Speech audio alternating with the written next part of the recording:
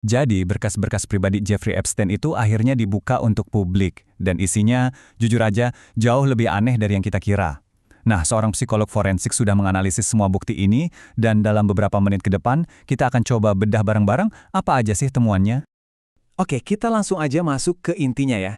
Pertanyaan besarnya kan ini, apa sebenarnya yang coba disembunyiin, dan apa juga yang justru terungkap dari semua berkas ini? Soalnya ini bukan sekedar daftar nama, tapi ini kayak jendela yang ngasih kita lihat isi pikiran orang yang sangat-sangat terganggu. Analisis dari ahli ini ngasih kita sudut pandang yang unik banget. Jadi kita nggak cuma bakal lihat dokumennya aja, tapi kita juga coba pahami psikologi di balik setiap tindakannya, setiap video anehnya, dan setiap koneksi yang mencurigakan. Yuk kita mulai dari perilakunya. Video-video yang ada di berkas ini nunjukin sisi Epstein yang jarang banget orang lihat. Dan analisis ahli ini mengungkap apa yang sebenarnya terjadi di balik senyumannya itu. Nah, ini nih yang benar-benar menarik, kontrasnya itu loh. Kalau dilihat sekilas, ini emang kayak adegan kejar-kejaran main-main biasa di dapur. Tapi kalau Anda dengerin baik-baik seperti yang dilakuin psikolog ini, yang kedengeran itu bukan tawa senang, tapi suara nafas yang terengah-engah karena cemas. Itu bukan suara orang lagi bersenang-senang, itu suara ketakutan yang disamarkan. Jadi intinya apa? Semuanya ini soal kontrol. Awalnya dia coba kelihatan asyik, main-main, tapi begitu si perempuan ini nggak langsung pasrah buat ditangkap, topengnya langsung retak. Coba perhatiin deh, bahasa tubuhnya langsung berubah. Dia jadi kaku, senyumnya palsu banget. Kata psikolognya, buat seorang narsisis patologis kayak Epstein, bahkan dalam permainan konyol kayak gini pun, kehilangan sedikit aja kontrol, itu rasanya nggak bisa diterima. Dan ini nunjukin banget kenapa orang kayak dia tuh bahaya banget. Ada juga rekaman lain yang nunjukin dia lagi nari, kelihatan normal.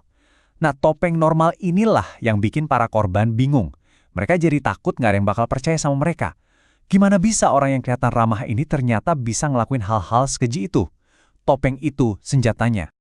Sekarang kita pindah ke momen di penjara. Di sini udah nggak ada lagi kemewahan, nggak ada lagi kekuasaan. Disinilah, di bawah pengawasan ketat, kita bisa lihat Epstein tanpa topengnya untuk pertama kali. Dan yang kita lihat adalah sosok pria yang hancur lebur karena malu. Dia ngarang cerita aneh soal luka di wajahnya, tapi bahasa tubuhnya, ekspresi jijik, mata yang ditutup, pandangan yang terus ke bawah, itu semua nunjukin rasa malu yang luar biasa. Dan bagian yang paling ngena, waktu dia keceplosan harus minjem selotip.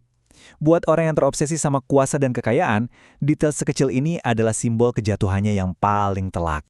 Oke, dari analisis perilaku, sekarang kita pindah ke jejak digitalnya.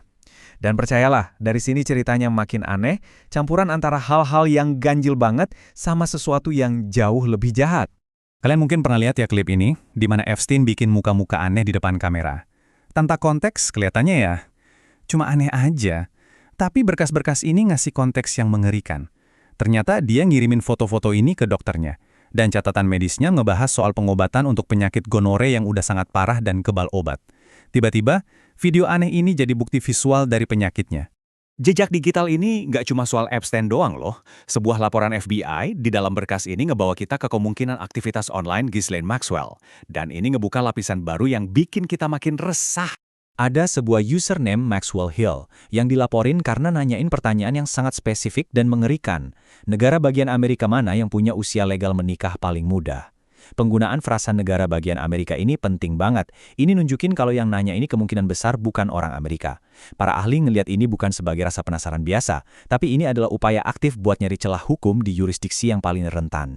Terus, ada juga soal akun-akun game nih. Ada pembelian V-Bucks di Fortnite sesaat sebelum dia meninggal, ada akun World of Warcraft dari tahun 2010.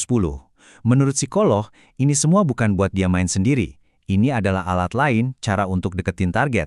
Semuanya nunjukin pola pemakaian platform yang populer di kalangan anak muda. Bukan buat hiburan, tapi sebagai alat buat eksploitasi.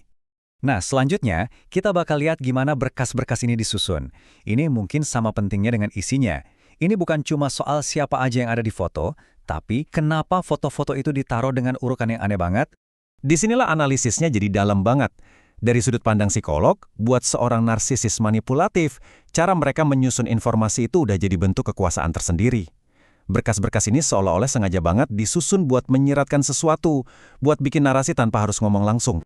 Contohnya gini, ada foto Bill Gates yang kelihatan biasa aja lagi makan malam. Tapi yang jadi catatan analis adalah konteksnya di dalam berkas. Setiap foto tepat di atas dan di bawah foto Gates itu disensor dengan deskripsi orang dalam berbagai kondisi tanpa busana. Penempatan kayak gini menurut psikolog bukan kebetulan.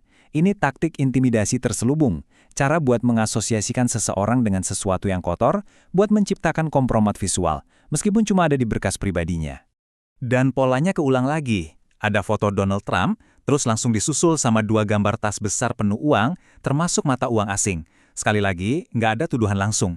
Tapi penjajaran kayak gini adalah permainan kekuasaan psikologis.